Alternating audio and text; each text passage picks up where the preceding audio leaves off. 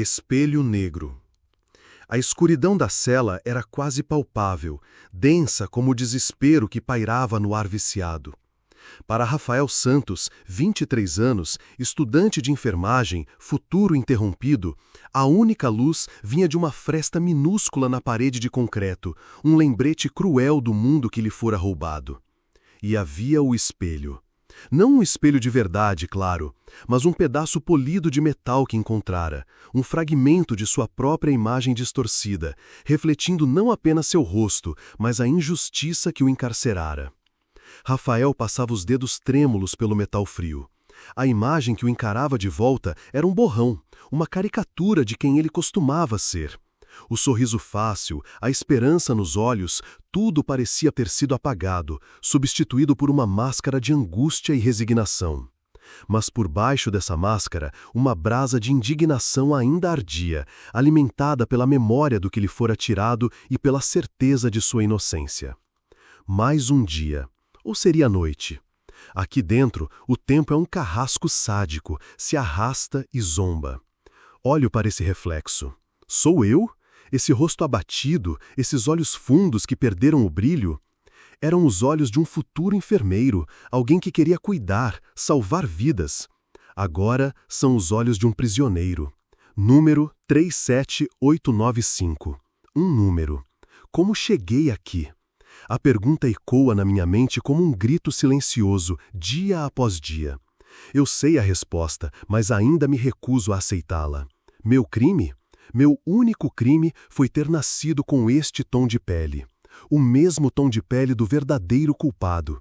Um tom de pele que, para alguns, é sinônimo de suspeita, de perigo.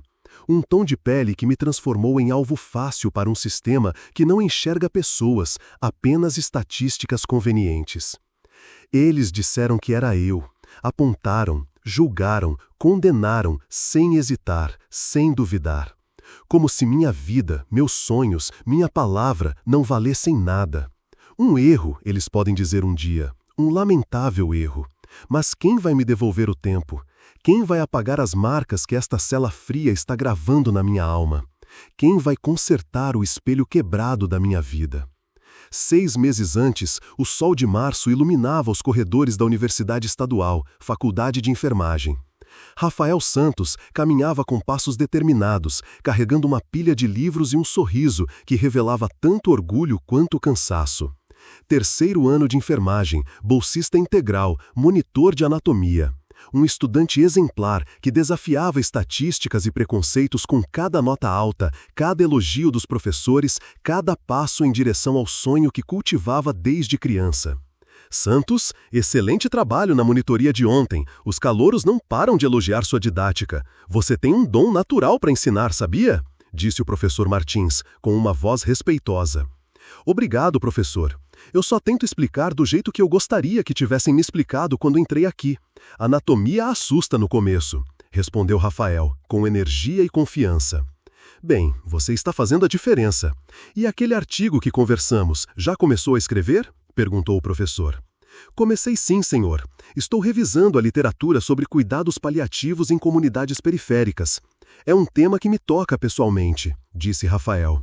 Imagino que sim. Sua perspectiva vai enriquecer muito a discussão. Poucos alunos têm a vivência que você traz.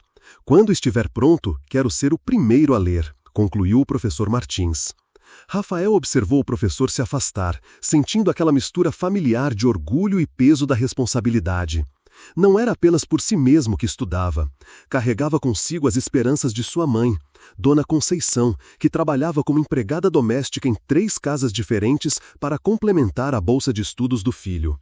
Carregava também a responsabilidade de ser exemplo para os jovens de seu bairro, prova viva de que era possível romper o ciclo de exclusão e violência que cercava tantos de seus amigos de infância. Oi, mãe, tudo bem? Disse Rafael, atendendo o celular. Meu filho, você já almoçou? Tô preocupada, você saiu tão cedo hoje e nem tomou café direito, respondeu Dona Conceição, com uma voz cansada, mas afetuosa. Mãe, eu tenho 23 anos, não 12. Já comi sim no bandejão. A senhora que precisa se cuidar mais. Como está se sentindo hoje? Tomou os remédios da pressão? Retrucou Rafael rindo suavemente. Tomei sim, doutor Rafael, disse ela, com uma risada carinhosa. Tô melhor hoje. Dona Márcia até me dispensou mais cedo porque terminei o serviço rapidinho. Vou passar no mercado e fazer aquela sopa que você gosta. Ótimo, mas não exagera, hein? Vou tentar chegar mais cedo hoje. Só tenho mais uma aula e depois a monitoria. Ah, e o professor Martins elogiou meu trabalho na monitoria, contou Rafael. Meu filho, seu pai estaria tão orgulhoso de você, tão orgulhoso, disse Dona Conceição com a voz embargada de orgulho. Eu sei, mãe, eu sei. Olha, tenho que ir. A aula vai começar. Te amo, respondeu Rafael, emocionado. Também te amo, meu filho. Vai com Deus, disse ela, encerrando a chamada. As aulas de procedimentos clínicos avançados eram as favoritas de Rafael. Ali, na prática, sentia-se mais próximo do profissional que almejava ser. Suas mãos, que a sociedade muitas vezes temia sem razão, eram precisas e gentis ao simular procedimentos nos manequins de treinamento. Mãos que queriam curar, confortar, salvar. Muito bem, turma. Hoje vamos praticar acesso venoso periférico em situações de emergência. Lembrem-se, em um pronto-socorro, vocês terão segundos para tomar decisões que podem salvar vidas. Precisão e calma são essenciais. Quem quer demonstrar primeiro? Disse a professora Helena com tom profissional. Eu posso tentar, professora, respondeu Rafael, confiante. Ótimo, Rafael. Venha à frente. Explique para a turma enquanto realiza o procedimento, instruiu ela. Primeiro, identifico o paciente e explico o procedimento. Em seguida, avalio as condições das veias, priorizando membros superiores. Aplico o torniquete, não muito apertado, e seleciono a veia mais adequada, geralmente na fossa antecubital, começou Rafael com tom didático. Enquanto demonstrava o procedimento com a precisão que já era sua marca registrada, alguns colegas trocavam olhares admirados. Outros, como Marcelo, observavam com uma mistura de respeito e aquela pontada de inveja que o talento alheio por vezes desperta. Rafael era o único estudante negro em uma turma de 30 alunos, e cada pequeno sucesso seu parecia ter um peso diferente, como se carregasse não apenas suas próprias expectativas, mas o fardo invisível de representar todos os que se pareciam com ele. Perfeito, Rafael! Notem a segurança no manuseio e a técnica impecável. É assim que se faz, pessoal. Quem será o próximo? Disse a professora Helena, impressionada. Cara, você nasceu para isso mesmo, hein? Tá desperdiçando talento na enfermagem. Devia fazer medicina logo, disse Marcelo com um tom levemente provocativo. Não é desperdício, Marcelo. Escolhi enfermagem porque quero estar na linha de frente do cuidado. Médicos diagnosticam, mas somos nós que passamos 24 horas com os pacientes. Cada profissão tem seu valor. Respondeu Rafael, educado, mas firme. Foi mal, não quis ofender. Só acho que você tem potencial para mais, sabe? Recuou Marcelo. Mas é relativo. Para mim, não existe nada maior que cuidar diretamente de quem precisa.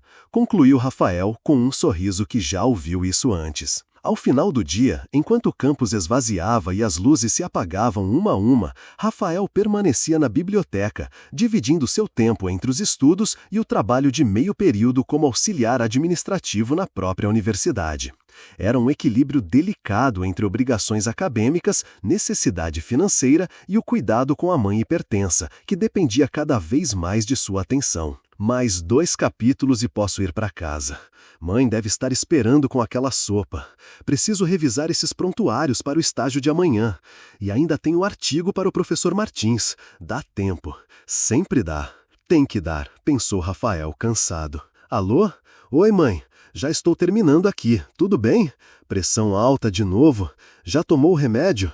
Ok, estou indo para casa agora. Não se preocupe, vou passar na farmácia antes. Aguenta firme, já estou a caminho, disse Rafael ao telefone com preocupação. Aquela noite seria como tantas outras na vida de Rafael, dividida entre livros, responsabilidades e o cuidado com a mãe.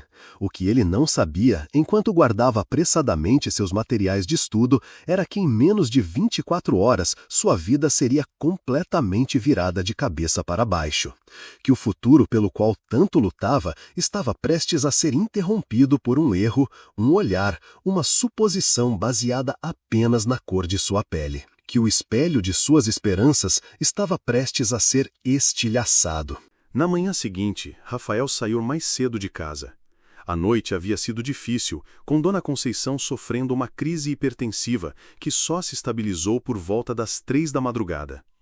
Ele precisava passar na farmácia para comprar mais medicamentos antes de seguir para o hospital universitário, onde faria seu estágio supervisionado na ala de emergência.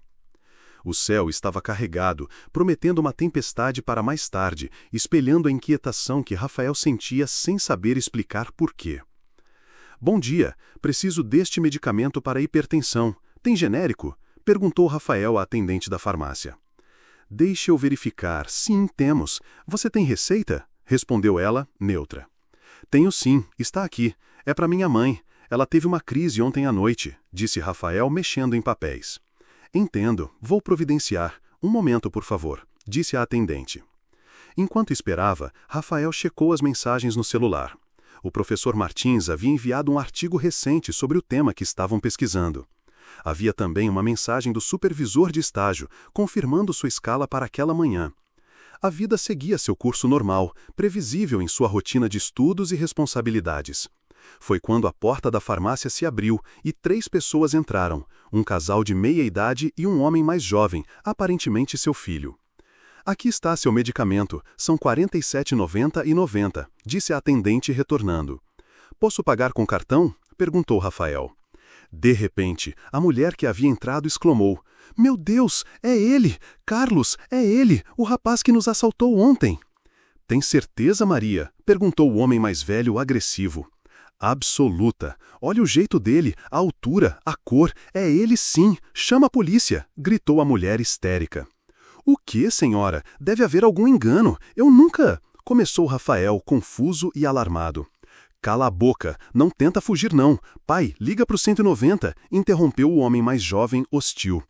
"Por favor, eu sou estudante de enfermagem, estava em casa ontem à noite cuidando da minha mãe doente. Isso é um engano", tentou Rafael, mantendo a calma. "Vou chamar o segurança", disse a atendente. Em questão de minutos, a situação saiu completamente do controle. O segurança da farmácia, um homem corpulento com olhar desconfiado, mantinha Rafael imobilizado enquanto esperavam a polícia. Em vão, o jovem estudante tentava explicar o mal-entendido, mencionava álibi, falava sobre sua mãe doente, seus estudos, sua vida. Mas suas palavras pareciam bater em uma parede invisível de preconceito e medo. Para aquelas pessoas, ele não era Rafael Santos, estudante exemplar de enfermagem, filho dedicado, futuro profissional de saúde. Era apenas um jovem negro em lugar suspeito, culpado até que se provasse o contrário, se é que algum dia teria essa chance. "O que está acontecendo aqui?" perguntou o policial 1, com voz autoritária. "Esse rapaz assaltou minha família ontem à noite. Minha esposa o reconheceu", acusou o homem mais velho. "É verdade isso?" perguntou o policial 1 para Rafael. "Não, senhor. Nunca vi essas pessoas na minha vida. Houve um engano. Eu estava em casa ontem à noite cuidando da minha mãe doente. Posso provar, ela pode confirmar, e os vizinhos também", respondeu Rafael com voz trêmula. "Todos dizem isso. Documentos", disse o policial 2, cético. "Aqui está. Sou estudante de enfermagem na Universidade Estadual. Tenho estágio no hospital universitário em 1 hora. Por favor, isso é um engano terrível", insistiu Rafael, entregando seus documentos. "Rafael Santos. Senhora, tem certeza absoluta que foi este rapaz?" perguntou o policial 1, examinando os documentos. "Tenho sim. Era noite, mas deu para ver bem o rosto dele quando apontou a arma. É ele mesmo", afirmou a mulher, agitada. "Arma? Eu nunca toquei em uma arma na minha vida. Por favor, liguem para minha mãe, ela vai confirmar onde eu estava", suplicou Rafael, desesperado. "Vamos levar ele para reconhecimento formal na delegacia. Vire-se e coloque as mãos para trás", disse o policial 2. "Isso não pode estar acontecendo. Por favor, eu tenho estágio hoje, tenho provas esta semana", tentou Rafael com voz tremendo. "Mãos para trás agora", interrompeu o policial 1 com tom duro. Sob os olhares curiosos dos transeuntes, Rafael foi colocado na viatura policial. Seu rosto, uma máscara de incredulidade e medo, contrastava com a expressão satisfeita da família que o acusava.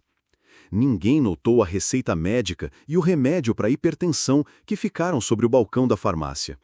Ninguém se perguntou se um assaltante voltaria ao mesmo bairro onde cometeram o crime na noite anterior. Ninguém questionou a certeza absoluta de um reconhecimento feito em condições de estresse e pouca visibilidade. O véu do preconceito era espesso demais para que tais dúvidas o atravessassem. Isso não está acontecendo, não pode estar acontecendo. Alguém vai perceber o erro, tem que perceber. Minha mãe, quem vai cuidar dela hoje? Meu estágio, vão pensar que desisti. Professor Martins, o artigo. Deus, por favor, faça alguém ver que isso é um engano, pensou Rafael, atordoado. Na 42ª Delegacia de Polícia, Rafael foi fotografado, teve suas impressões digitais coletadas e foi colocado em uma sala para aguardar o procedimento de reconhecimento. As horas se arrastavam. Tentou explicar sua situação para diferentes policiais, pediu repetidamente para ligar para sua mãe ou para a universidade, mas seus pedidos foram ignorados ou postergados. Depois do reconhecimento, diziam: se for inocente, não tem com que se preocupar, afirmavam com uma certeza que a realidade frequentemente desmente. Então, você é o Rafael Santos, sou o delegado Mendes. Temos algumas perguntas antes do reconhecimento, disse o delegado Mendes, com voz autoritária. Senhor delegado, isso é um terrível engano. Eu nunca assaltei ninguém. Estava em casa ontem à noite cuidando da minha mãe, que teve uma crise hipertensiva. Por favor, deixe-me ligar para ela. Deve estar desesperada sem notícias minhas, pediu Rafael. Onde você estava ontem por volta das 21 horas? Perguntou o delegado, ignorando o apelo. Em casa, como acabei de dizer, minha mãe passou mal, teve uma crise de pressão alta. Fiquei a noite toda acordado monitorando ela, respondeu Rafael. Alguém além dela pode confirmar isso? Questionou o delegado. Sim, liguei para o Dr. Paulo, médico do posto de saúde que atende nossa família. Ele me orientou por telefone. E a vizinha, Dona Josefa, foi até lá por volta das 22 horas levar um chá para minha mãe. Ela pode confirmar que eu estava em casa, disse Rafael.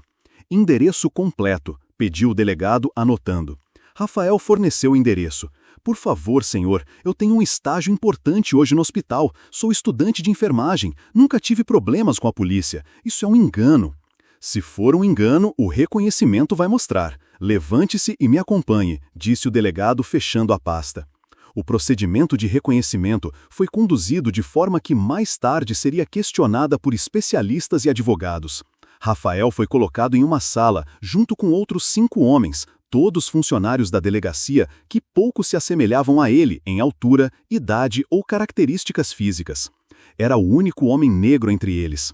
Através do vidro espelhado, a família que o acusava observava. Fiquem em linha, olhando para frente, não falem nada, não se movam, instruiu o policial 3. Do outro lado do vidro, a mulher que havia feito a acusação inicial olhava para os 6 homens. Houve um momento de hesitação em seus olhos, um lampejo de dúvida que poderia ter mudado tudo. Mas então, o delegado Mendes falou algo em seu ouvido, e a hesitação desapareceu. Tome seu tempo, senhora, mas lembre-se dos detalhes que descreveu. Jovem, alto, negro, por volta dos 20 anos. Olhe bem, disse o delegado. Com voz sugestiva. É o número 3, tenho certeza absoluta, afirmou a mulher confiante. Sim, é ele mesmo, confirmou o homem mais velho. Vocês têm certeza? Precisamos ter certeza absoluta, perguntou o delegado. Absoluta, disseram a mulher e o homem em uníssono. Rafael Santos, você está detido pelo crime de roubo à mão armada. Tem o direito de permanecer em silêncio. Tudo o que disser poderá ser usado contra você no tribunal. Tem direito a um advogado. Se não puder pagar por um, o Estado lhe fornecerá um defensor público, anunciou o delegado Mendes. Não, isso não pode estar acontecendo. Eu sou inocente. Por favor, deixe-me ligar para minha mãe. Ela precisa dos remédios. Por favor, gritou Rafael, com voz quebrando. Enquanto Rafael era levado para a cela, sua voz ecoando pelos corredores da delegacia em protestos desesperados de inocência, Dona Conceição esperava em casa, cada vez mais angustiada com o sumiço inexplicável do filho. O remédio para sua pressão ainda estava na farmácia, esquecido. E em algum lugar da cidade, O verdadeiro assaltante seguia livre, protegido por um sistema que encontrara um bode expiatório perfeito. 3 dias se passaram antes que Rafael pudesse falar com um defensor público. 3 dias de desespero, confusão e medo, trancado em uma cela superlotada do Centro de Detenção Provisória. 3 dias em que Dona Conceição, após descobrir o paradeiro do filho através de vizinhos que viram a abordagem policial, implorou por informações em delegacias, hospitais e, finalmente, no próprio CDP. 3 dias em que o mundo de ambos desmoronou, tijolo por tijolo, sonho por sonho. Rafael Santos? Sou o Dr. Henrique Almeida, seu defensor público. Vamos conversar sobre o seu caso, disse o Dr. Henrique com voz cansada. Doutor, eu sou inocente. Houve um terrível engano. Eu nunca assaltei ninguém. Estava em casa na noite do crime, cuidando da minha mãe doente, disse Rafael com um fio de esperança. Entendo. Todos dizem isso, Rafael. Não estou julgando. É meu trabalho defender você independentemente dos fatos. Mas preciso que entenda a situação. Temos um reconhecimento positivo feito pelas vítimas. Isso pesa muito, respondeu o advogado suspirando. Mas foi um reconhecimento falho. Eu era o único homem negro na sala. Como isso pode ser justo? E eu tenho álibi. Minha mãe estava comigo. A vizinha nos visitou. O médico do posto me orientou por telefone. Insisti para Rafael frustrado. Vou verificar isso. Nomes completos e contatos dessas pessoas? Pediu o Dr. Henrique. E a universidade? Eu sou bolsista, tenho um histórico exemplar. Professor Martins pode confirmar meu caráter. Nunca me envolvi com nada ilícito. Por favor, doutor, minha mãe precisa de mim. Ela tem problemas de saúde, vive sozinha, continuou Rafael. Rafael, vou ser sincero com você. Nosso sistema está sobrecarregado. Tenho dezenas de casos como o seu. Vou fazer o que puder, mas não crie expectativas irreais. O reconhecimento das vítimas tem peso enorme para juízes e promotores. Sua audiência de custódia será amanhã. Vou argumentar pela sua liberação provisória, mas prepare-se para a possibilidade de continuar detido durante o processo, interrompeu o advogado. Mas, e minha inocência? E as provas? E minha vida lá fora? Meus estudos? Minha mãe? Disse Rafael, incrédulo. A justiça nem sempre é justa, Rafael. Nem sempre é rápida. Vou fazer meu trabalho, mas você precisa se preparar para todas as possibilidades, concluiu o Dr. Henrique. Espere, por favor. Pelo menos conseguiu falar com minha mãe. Ela está bem? Conseguiu os remédios? Perguntou Rafael desesperado. Ela esteve aqui ontem, mas não permitiram a visita ainda. Parecia abatida, mas estava acompanhada de uma senhora mais velha. Vou tentar agilizar uma visita após a audiência de custódia, respondeu o advogado, com um toque de compaixão. A audiência de custódia, que deveria ser uma oportunidade para avaliar a legalidade da prisão e a necessidade de sua manutenção, transformou-se em mais um capítulo da Via Crucis de Rafael. Em uma sala fria do fórum, diante de um juiz que mal levantou os olhos dos autos para olhá-lo, seu destino foi selado em menos de 15 minutos. Processo número 2025.03.0422. Prisão em flagrante de Rafael Santos, acusado de roubo à mão armada. O Ministério Público se manifesta? Perguntou o juiz Montenegro. Meritíssimo. O Ministério Público opina pela conversão da prisão em flagrante em prisão preventiva. O acusado foi positivamente reconhecido pelas vítimas, que não tiveram qualquer dúvida quanto à sua identidade. Trata-se de crime grave, praticado mediante violência e grave ameaça, com emprego de arma de fogo. A liberdade do acusado representa risco à ordem pública e à instrução criminal, disse o promotor, com tom acusatório. A defesa? Perguntou o juiz. Excelência, requeremos a liberdade provisória do acusado. Rafael Santos é primário, tem residência fixa, é estudante universitário com histórico exemplar. Nega veementemente a autoria do crime e alega que estava em sua residência no momento dos fatos, cuidando de sua mãe enferma, o que pode ser comprovado por testemunhas. Ademais, questionamos a validade do reconhecimento realizado, que não seguiu os protocolos recomendados pelo CNJ. O tribunal já decidiu reiteradamente que o reconhecimento pessoal, quando realizado sem hesitação pela vítima, constitui prova idônea suficiente para embasar decreto condenatório, ainda mais quando corroborado por outros elementos, como no caso em tela, disse o juiz sem demonstrar ter considerado os argumentos. Que outros elementos? Não há outros elementos, sussurrou Rafael ao advogado. Shh, não interrompa, respondeu o Dr. Henrique. Ante o exposto, converto a prisão em flagrante em prisão preventiva. O acusado permanecerá detido à disposição da Justiça até o julgamento final do processo. Próximo caso, concluiu o juiz. Não, não pode ser! Doutor, faça alguma coisa! Exclamou Rafael, com voz quebrada. Vamos recorrer, Rafael, mas vai levar tempo, respondeu o advogado resignado. Do lado de fora da sala de audiências, no corredor frio do fórum, Dona Conceição esperava, amparada por Dona Josefa, a vizinha que se tornara seu apoio naqueles dias terríveis. Quando viu o filho sendo levado ao algemado, seu coração falhou uma batida. O breve olhar que trocaram continha todo o desespero, toda a injustiça, todo o amor e toda a impotência que palavras jamais poderiam expressar. Meu filho! Rafael! Meu filho! Gritou Dona Conceição desesperada. Mãe, eu sou inocente, vou provar. Cuida da sua saúde, por favor, tentou Rafael, sendo impedido pelos guardas. Sem conversas, continue andando, disse o guarda ríspido. Doutor, pelo amor de Deus, meu filho é inocente. Ele estava comigo naquela noite. Por que ninguém acredita? Perguntou Dona Conceição ao Dr. Henrique. Senhora, vamos continuar lutando. Vou entrar com um habeas corpus ainda hoje, mas preciso que a senhora reúna todas as provas possíveis do álibi dele, declaração médica, testemunhas, qualquer coisa que possa comprovar que ele estava em casa naquela noite. Eu vou testemunhar, doutor. Estive na casa deles naquela noite, levei um chá para Dona Conceição que estava passando mal. O menino estava lá sim, cuidando da mãe. Não saiu um minuto, disse Dona Josefa. Isso é bom. Vou precisar de um depoimento formal seu. E vamos tentar localizar o médico que orientou por telefone. Cada detalhe conta, assentiu o Dr. Henrique. Nas semanas que se seguiram, o caso de Rafael Santos se transformou em mais uma estatística no sobrecarregado sistema judicial brasileiro. O habeas corpus foi negado em primeira instância. O processo se arrastava com a lentidão característica da justiça para os menos privilegiados.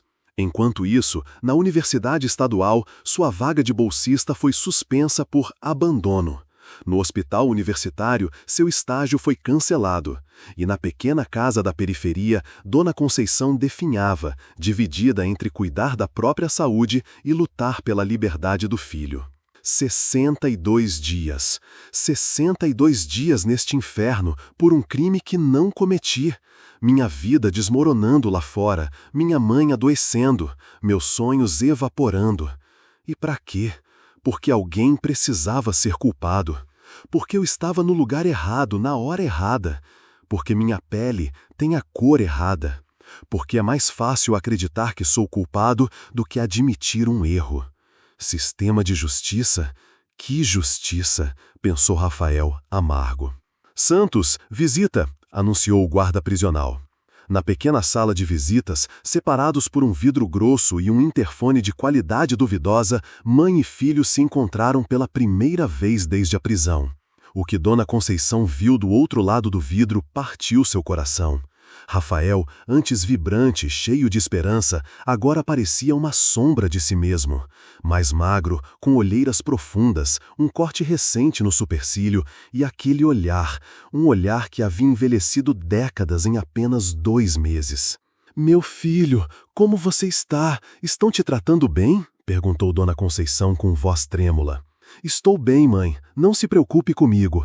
E a senhora, como está sua pressão? Está tomando os remédios direitinho? Respondeu Rafael, forçando um sorriso.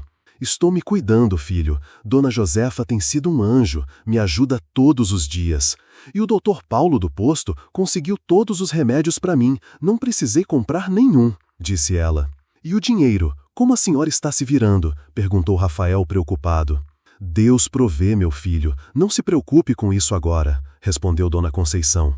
Mãe, por favor, preciso saber. Voltei a fazer algumas faxinas, nas casas mais perto. Não é muito, mas dá para as contas básicas. E seu professor, aquele que você sempre falava, o Martins, ele veio em casa. Professor Martins, o que ele queria? Perguntou Rafael surpreso. Estava preocupado com você. Não acreditou quando disseram que você tinha abandonado a faculdade. Investigou, descobriu o que aconteceu. Ele acredita em você, filho. Disse que vai fazer o possível para ajudar. Já falou com alguns advogados que conhece, respondeu Dona Conceição. Alguém acredita em mim, disse Rafael, com voz embargada. E o doutor Henrique, alguma notícia? Ele está muito ocupado, filho. Tem muitos casos.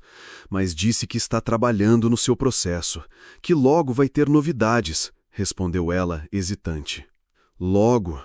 Aqui dentro, mãe, o tempo passa diferente. Cada dia parece um ano. E eu sou inocente. Por que isso está acontecendo conosco? Disse Rafael amargo. Escute bem, meu filho. Você é inocente e vamos provar isso. Não importa quanto tempo leve. Não vou desistir de você. Nunca. Entendeu? Nunca. Afirmou Dona Conceição, firme apesar das lágrimas. Mãe, se cuida. Não se preocupe comigo. Eu vou aguentar. Te amo, disse Rafael, pressionando a mão contra o vidro. Te amo mais que tudo, meu filho. Deus está vendo. A verdade vai aparecer, respondeu ela, pressionando a mão contra o vidro também. Enquanto Rafael era levado de volta à cela, carregando o peso de uma condenação que ainda nem havia sido formalmente pronunciada, Dona Conceição permaneceu sentada por um longo momento, as mãos trêmulas, o coração partido. Mas em seus olhos uma determinação feroz começava a nascer. Se o sistema não faria justiça por seu filho, ela encontraria alguém que o fizesse. Naquele momento, uma mãe desesperada tomou uma decisão que mudaria o curso daquela história de injustiça. Uma semana após a visita ao filho, Dona Conceição estava parada diante de uma pequena banca de jornal no centro da cidade. Suas mãos, calejadas por décadas de trabalho doméstico, seguravam um pedaço de papel com um endereço anotado. O professor Martins havia lhe dado uma indicação, um fio de esperança ao qual ela se agarrava com toda a força de seu amor maternal. "Posso ajudar, senhora?" perguntou o jornaleiro simpático. "Estou procurando este endereço. É aqui perto?" perguntou Dona Conceição, mostrando o papel. "Ah, o Instituto de Defesa dos Direitos Humanos? É no próximo quarteirão, aquele prédio amarelo, segunda porta à esquerda", respondeu ele. "Muito obrigada, moço. Deus lhe pague", disse ela agradecida. "Bom dia, senhora. Em que posso ajudá-la?" "Bom dia, moça. Eu vim falar sobre meu filho. Ele está preso injustamente. O professor Martins, da Universidade Estadual, me disse que vocês poderiam ajudar", respondeu Dona Conceição, nervosa. "Entendo. Por favor, preencha este formulário com os dados básicos do caso. A doutora Camila está em uma reunião agora, mas deve ficar livre em cerca de meia hora. A senhora pode esperar?" perguntou a recepcionista com tom suave. "Posso sim, espero o tempo que for preciso", respondeu Dona Conceição. O Instituto de Defesa dos Direitos Humanos era uma pequena organização não governamental que se especializava em casos de abusos policiais e erros judiciais, especialmente aqueles com componentes de discriminação racial. Fundado por um grupo de advogados e ativistas, operava com recursos limitados, mas com uma dedicação ilimitada à justiça. Para Dona Conceição, aquele escritório modesto representava a última esperança de salvar seu filho do abismo de um sistema que parecia programado para engoli-lo. "Senhora Conceição Santos, sou a doutora Camila Ribeiro. Por favor, venha até minha sala", disse a doutora Camila, com voz enérgica. "Li o formulário que a senhora preencheu. Seu filho, Rafael, está detido há quase 3 meses, acusado de um roubo à mão armada que a senhora afirma que ele não cometeu, correto?" perguntou a advogada. "Sim, doutora. Meu Rafael é inocente. Ele estava comigo naquela noite. Eu tive uma crise de pressão alta. Ele ficou cuidando de mim. Não saiu de casa 1 minuto sequer. Temos testemunhas, a vizinha que nos visitou, o médico que orientou por telefone, mas ninguém quer ouvir", respondeu Dona Conceição, emocionada. "E o reconhecimento, como foi feito?" perguntou a doutora Camila. "O advogado, Dr. Henrique, disse que foi tudo errado. Colocaram meu filho junto com 5 homens que não pareciam nada com ele. Era o único negro. Como isso pode ser justo?" disse Dona Conceição. Infelizmente, senhora Conceição, o que aconteceu com seu filho não é um caso isolado. Reconhecimentos falhos são uma das principais causas de prisões injustas no Brasil e afetam desproporcionalmente pessoas negras. Vou precisar de todos os detalhes do caso, todos os documentos que a senhora tiver e autorização para visitar Rafael na prisão, explicou a advogada. A senhora vai nos ajudar, então? Perguntou Dona Conceição, esperançosa. Vou. Não posso prometer resultados imediatos, mas posso prometer que vamos lutar com todas as ferramentas legais disponíveis. E a primeira coisa que precisamos fazer é garantir que seu filho tenha uma defesa adequada, respondeu a doutora Camila, determinada. Naquela mesma tarde, doutora Camila assumiu oficialmente a defesa de Rafael Santos. O caso, que antes era apenas mais um na pilha do sobrecarregado defensor público, agora tinha uma advogada dedicada exclusivamente a provar a inocência do jovem estudante. A primeira batalha seria conseguir uma revisão da prisão preventiva, argumentando falhas no reconhecimento e a existência de um álibi sólido. Mas para isso, precisavam de provas concretas. Dr. Paulo, aqui é a doutora Camila Ribeiro, do Instituto de Defesa dos Direitos Humanos. Estou trabalhando no caso de Rafael Santos, filho de Conceição Santos. Sim, exatamente. Preciso confirmar se o senhor se recorda de ter recebido uma ligação dela na noite de 15 de março, por volta das 21. Sim, entendo. O senhor poderia fornecer uma declaração formal sobre isso? Seria extremamente valioso para o caso? Excelente. Passarei em seu consultório ainda hoje. Muito obrigada, doutor, disse a doutora Camila ao telefone. Operadora de telefonia.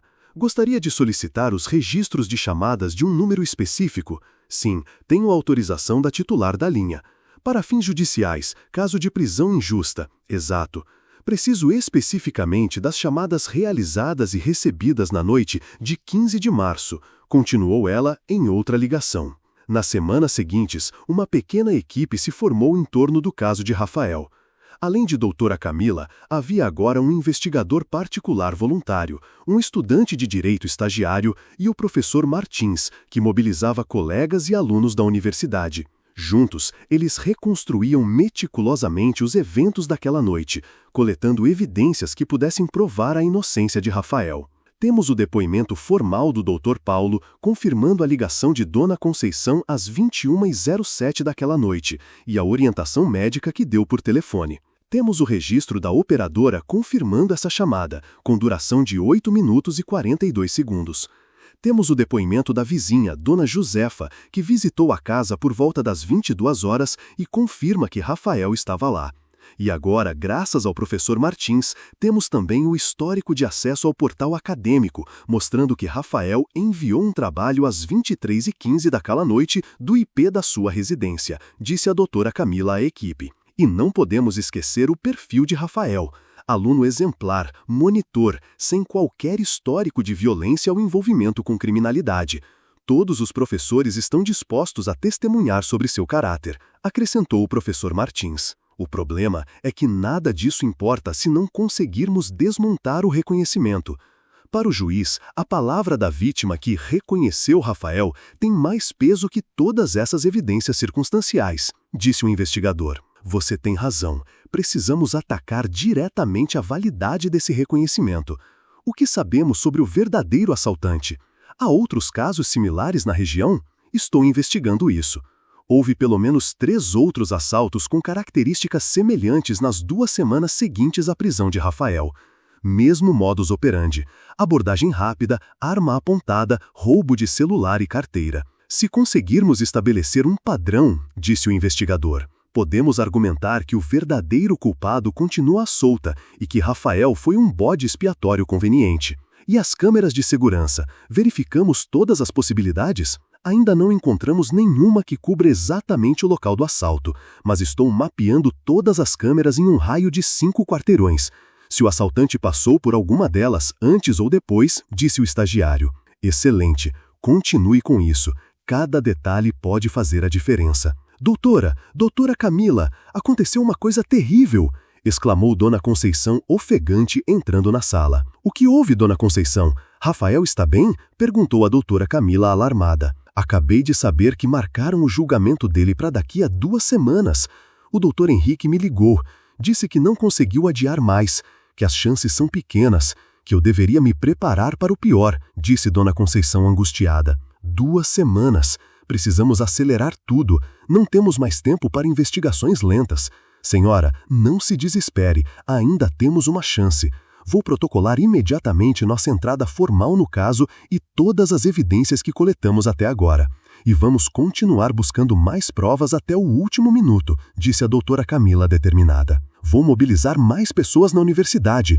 Alguém deve ter visto algo. Deve haver alguma prova que ainda não encontramos, disse o professor Martins. Vou intensificar a busca por padrões nos outros assaltos e não vou descansar até verificar todas as câmeras de segurança da região, prometeu o investigador. Imagens de câmeras de segurança, finalmente encontraria algo que poderia mudar tudo. Um vislumbre do verdadeiro culpado. Eram quase 11 da noite quando Marcos Silva, o investigador voluntário do Instituto, deixou escapar uma exclamação de surpresa. Após 5 dias consecutivos revisando imagens de dezenas de câmeras de segurança, seus olhos cansados haviam captado algo que poderia mudar o destino de Rafael Santos.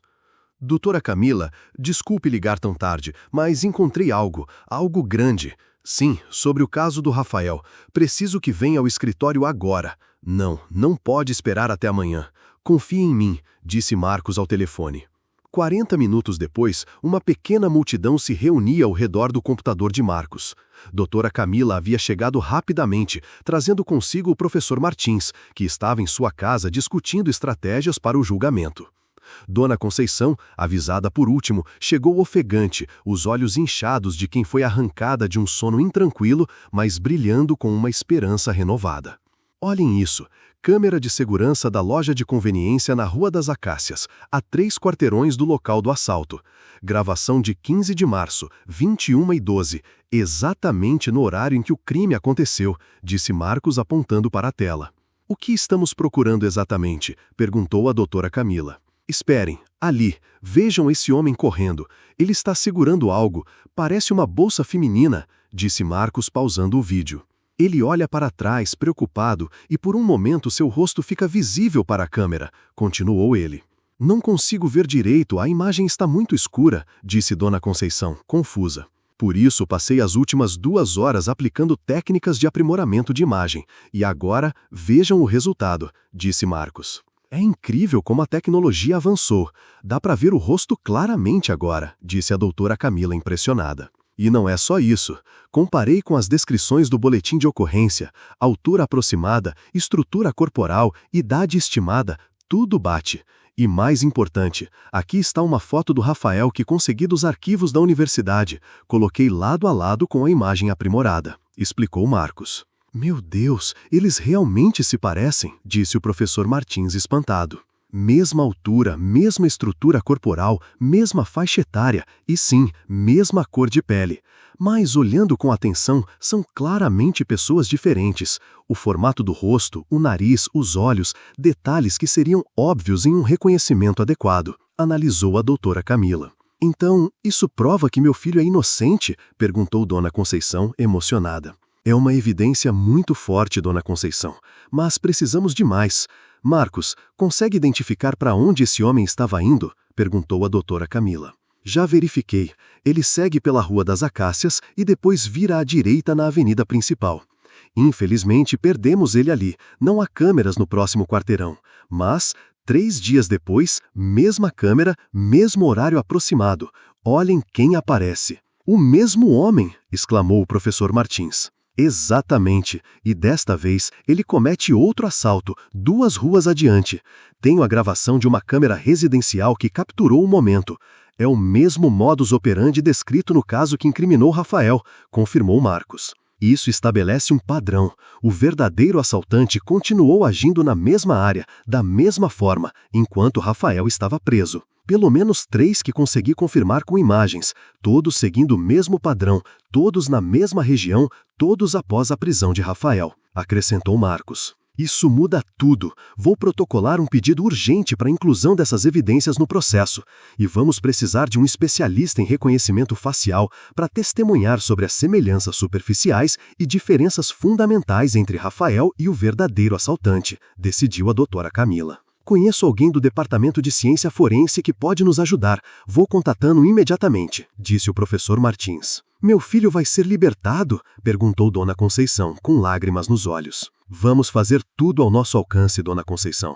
Temos agora evidências concretas, não apenas argumentos. Isso faz toda a diferença, respondeu a doutora Camila, colocando a mão no ombro. 3 dias depois, o Tribunal Estadual estava mais cheio que o habitual para um caso que, até então, parecia ser apenas mais um na interminável lista de casos. Processos criminais. A notícia de que novas e contundentes evidências haviam surgido no caso de Rafael Santos correu rapidamente pelos corredores da justiça. Jornalistas, estudantes de direito, ativistas e curiosos se apertavam nos bancos da galeria, enquanto Dona Conceição, sentada na primeira fila, apertava um terço entre os dedos trêmulos. Está aberta a sessão. Processo número 2025.03.15.042, Ministério Público versus Rafael Santos. Antes de prosseguirmos, tenho em mãos um pedido urgente da defesa para a inclusão de novas evidências. Doutora Camila Ribeiro, pode apresentar seus argumentos? Disse o juiz Montenegro. Meritíssimo. A defesa solicita a inclusão de evidências cruciais descobertas nas últimas 72 horas, que não apenas estabelecem um álibi sólido para o réu, mas também apontam para o verdadeiro autor dos crimes pelos quais Rafael Santos está sendo injustamente acusado, disse a doutora Camila. Excelência! Isso é uma manobra de última hora para atrasar o processo. A defesa teve meses para reunir evidências, interrompeu o promotor irritado. Meritíssimo! Estas evidências só foram descobertas agora porque a defesa anterior não tinha recursos para uma investigação adequada. O senhor sabe tão bem quanto eu a realidade da defensoria pública em nosso país. Além disso, estamos falando da liberdade de um jovem inocente. Certamente, a busca pela verdade deve prevalecer sobre tecnicidades processuais, respondeu a doutora Camila. Vou permitir a apresentação das novas evidências, mas advirto que elas serão rigorosamente escrutinadas quanto à sua autenticidade e relevância, decidiu o juiz. Obrigada, Excelência. A defesa chama como primeira testemunha o Dr. Paulo Mendes, médico do posto de saúde do bairro Jardim Esperança, anunciou a doutora Camila. 1 a 1, os pilares do álibi de Rafael foram estabelecidos no tribunal.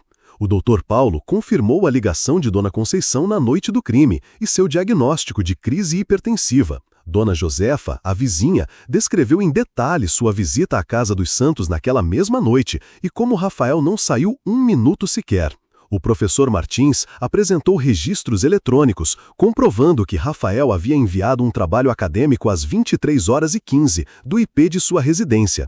E seu Antônio, o padeiro, confirmou ter visto Rafael na manhã seguinte, a caminho da farmácia, exatamente no horário que alegava. Mas o momento decisivo veio quando Marcos Silva, o investigador, apresentou as imagens aprimoradas das câmeras de segurança, seguido pelo testemunho do Dr. Ricardo Alves, especialista em reconhecimento facial da universidade. Como podem ver nestas imagens comparativas, há semelhanças superficiais entre o senhor Rafael Santos e o indivíduo capturado pelas câmeras de segurança cometendo múltiplos assaltos na região. Ambos são homens jovens, negros, de altura e estrutura corporal similares. No entanto, uma análise detalhada revela diferenças fundamentais na estrutura facial. O formato do crânio, a distância entre os olhos, o contorno do nariz e dos lábios, a linha da mandíbula. São pessoas diferentes, sem qualquer dúvida do ponto de vista científico, explicou o Dr. Ricardo.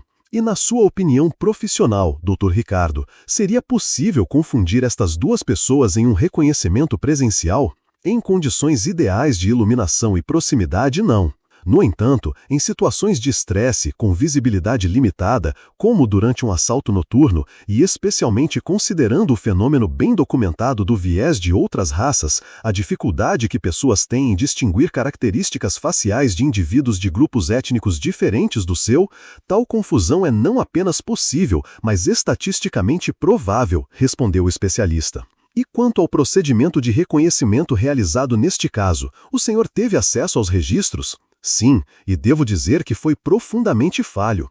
Colocar o suspeito como único indivíduo negro entre 5 pessoas que não compartilham suas características básicas é praticamente garantir um falso reconhecimento.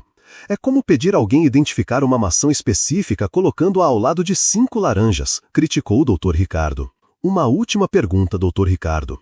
Com base em sua análise das imagens das câmeras de segurança e nos múltiplos assaltos documentados após a prisão de Rafael Santos, o senhor diria que há evidências suficientes para concluir que o verdadeiro culpado continua em liberdade? Sem dúvida alguma. As evidências visuais são conclusivas.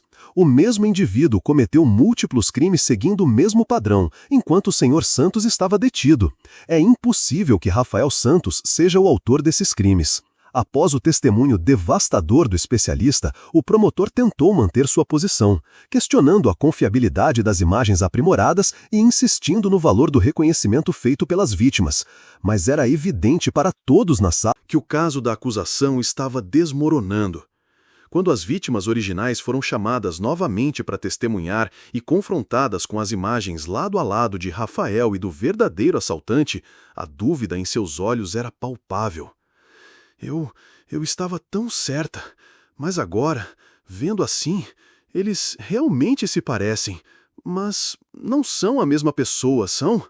Meu Deus, eu identifiquei o homem errado, disse a mulher com voz quebrando.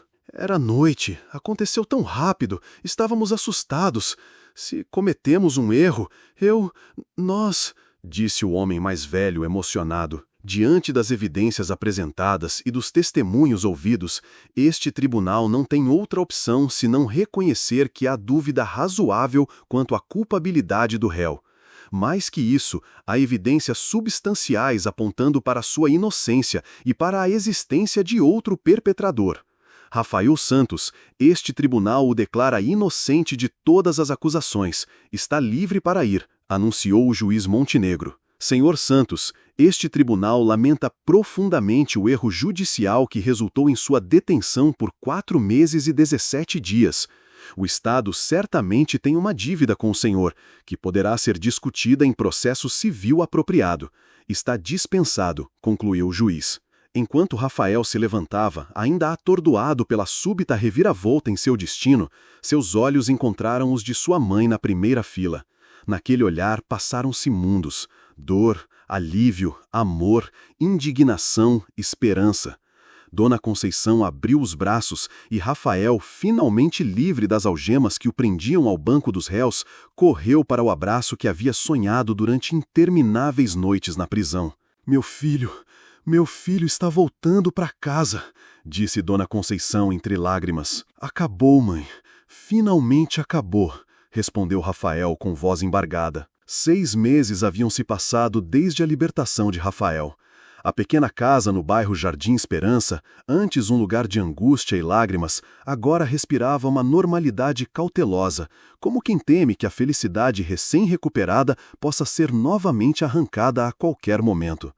Era domingo, e o aroma do feijão cozinhando lentamente preenchia o ambiente, misturando-se ao cheiro de pão fresco que Dona Conceição havia trazido da padaria de seu Antônio, o mesmo homem cujo testemunho havia ajudado a libertar seu filho. Cheguei, mãe. Trouxe os remédios, disse Rafael entrando em casa. Obrigada, filho. Deixa aí na mesa e vem provar esse feijão, vê se está bom de sal, respondeu Dona Conceição da cozinha. Está perfeito, como sempre.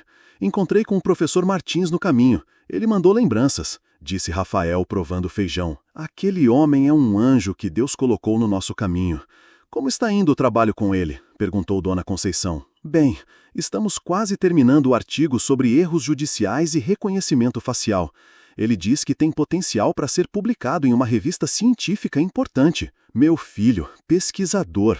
E a faculdade, decidiu quando vai voltar? Perguntou ela orgulhosa. Ainda não sei, mãe.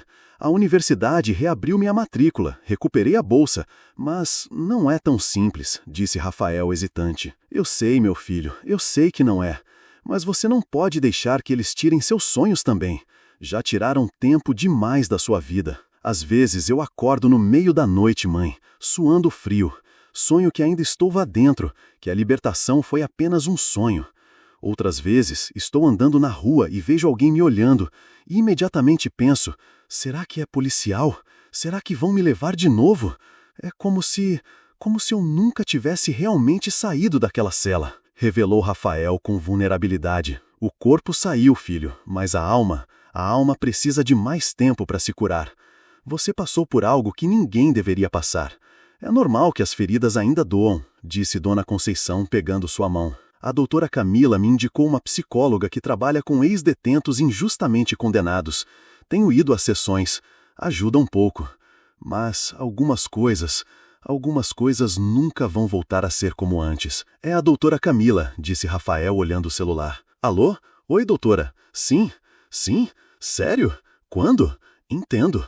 Sim, claro que quero ir. É importante. Obrigado por avisar. Até amanhã. O que foi, filho? Perguntou Dona Conceição. Prenderam ele, o verdadeiro assaltante.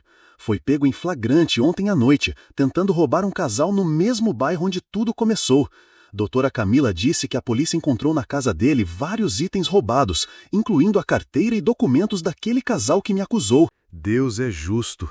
Demorou, mas a verdade apareceu, disse Dona Conceição, fazendo o sinal da cruz. Ela quer que eu vá ao fórum amanhã. Vai haver uma audiência de custódia.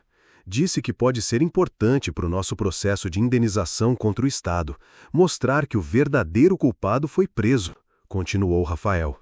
Você quer ir mesmo? Não vai ser difícil para você, filho? Perguntou Dona Conceição preocupada. Vai ser difícil sim, mas preciso ir, mãe. Preciso olhar nos olhos do juiz que me condenou sem provas. Preciso que eles vejam que eu tô lá, que sou uma pessoa, não um erro estatístico que pode ser esquecido. E preciso ver o rosto do homem Choyok, que sem saber destruiu minha vida, disse Rafael determinado. Na manhã seguinte, Rafael atravessou as portas do fórum com uma mistura de ansiedade e determinação. Desta vez, não como réu, mas como observador. Ao seu lado, doutora Camila caminhava com a confiança de quem havia vencido uma batalha importante, mas sabia que a guerra pela justiça estava longe de terminar. Na sala de audiências já estavam presentes o juiz Montenegro, o mesmo que havia presidido o caso de Rafael, e o delegado Mendes, visivelmente desconfortável ao notar a presença do jovem que havia ajudado a condenar injustamente. Quando o verdadeiro assaltante foi trazido à sala, Rafael sentiu um calafrio percorrer sua espinha. Ali estava ele, Rodrigo Alves, 25 anos, com passagem anterior por furto e porte de drogas. A semelhança física entre os dois era inegável à primeira vista. Mesma altura, mesma estrutura corporal, mesma cor de pele. Mas, como o especialista havia apontado no julgamento, um olhar mais atento revelava diferenças fundamentais. Diferenças que um procedimento de reconhecimento adequado teria facilmente identificado. Está aberta a audiência de custódia, processo número 2025.09.2207, prisão em flagrante de Rodrigo Alves, acusado de roubo à mão armada, anunciou o juiz Montenegro.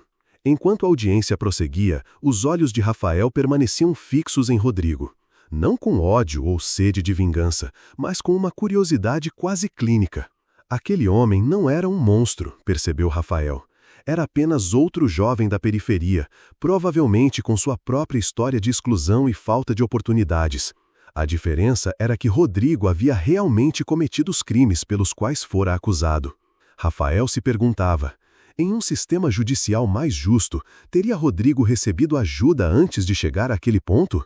Ou seria a prisão a única resposta que a sociedade tinha para oferecer a ambos, ao culpado e ao inocente? Ao final da audiência, quando Rodrigo estava sendo conduzido para fora, seus olhos encontraram os de Rafael. Por um breve momento, algo passou entre eles, um reconhecimento talvez. Rodrigo pareceu confuso, como se tentasse entender por que aquele estranho tão parecido com ele o observava com tal intensidade. Então, as portas se fecharam e ele desapareceu, levado de volta à mesma prisão onde Rafael havia passado os piores meses de sua vida. Como você está se sentindo? Perguntou a doutora Camila no corredor do fórum. Não sei ao certo. Achei que sentiria raiva ou algum tipo de satisfação ao ver ele sendo preso, mas não sinto nada disso. Só tristeza. Por tudo. Pelo tempo que perdi, pelos sonhos interrompidos, por ele também, de certa forma. É tudo tão desnecessário, respondeu Rafael. Entendo. Sobre o processo de indenização, tenho boas notícias. Com a prisão do verdadeiro culpado, nossa posição ficou ainda mais forte. O Estado vai querer evitar a exposição de um julgamento público. Acredito que vão propor um acordo. Não quero apenas dinheiro, doutora Camila. Quero mudanças reais. Quero que o que aconteceu comigo não aconteça com mais ninguém, disse Rafael determinado. É exatamente por isso que o professor Martins e eu estamos trabalhando em uma proposta de projeto de lei. Queremos estabelecer protocolos rigorosos para procedimentos de reconhecimento, com salvaguardas específicas contra viés racial. Se conseguirmos apoio suficiente, começou a doutora Camila. Eu quero participar disso, não apenas como um caso de estudo, mas ativamente. Quero usar minha experiência para fazer diferença, interrompeu Rafael. Seria incrível ter você conosco nessa luta, Rafael. Sua voz, sua história, tem um poder que argumentos jurídicos abstratos nunca terão, disse a doutora Camila sorrindo. Senhor Santos, posso falar com você um minuto? Perguntou o delegado Mendes, hesitante. O que deseja, delegado? Respondeu Rafael. Eu queria dizer que... Olha, no meu trabalho vejo tantos casos, todos os dias, tantos rostos, tantas histórias. É fácil esquecer que estamos lidando com vidas, não apenas estatísticas. O que aconteceu com você não deveria ter acontecido. Estou reconhecendo um erro. O sistema não é perfeito. Nós não somos perfeitos, respondeu o delegado, desviando o olhar. Não são. E o sistema não é uma entidade abstrata, delegado. São pessoas. Pessoas que tomam decisões. Pessoas que podem escolher olhar mais atentamente, questionar suas próprias certezas, dar o benefício da dúvida. 4 meses e 17 dias da minha vida foram tirados de mim. Minha carreira foi interrompida. Minha mãe adoeceu de preocupação.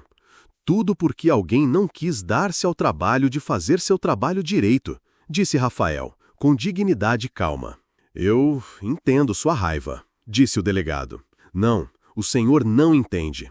E espero sinceramente que nunca entenda, porque para entender teria que passar pelo que passei. Mas agradeço por vir falar comigo. É um começo, um pequeno começo, concluiu Rafael.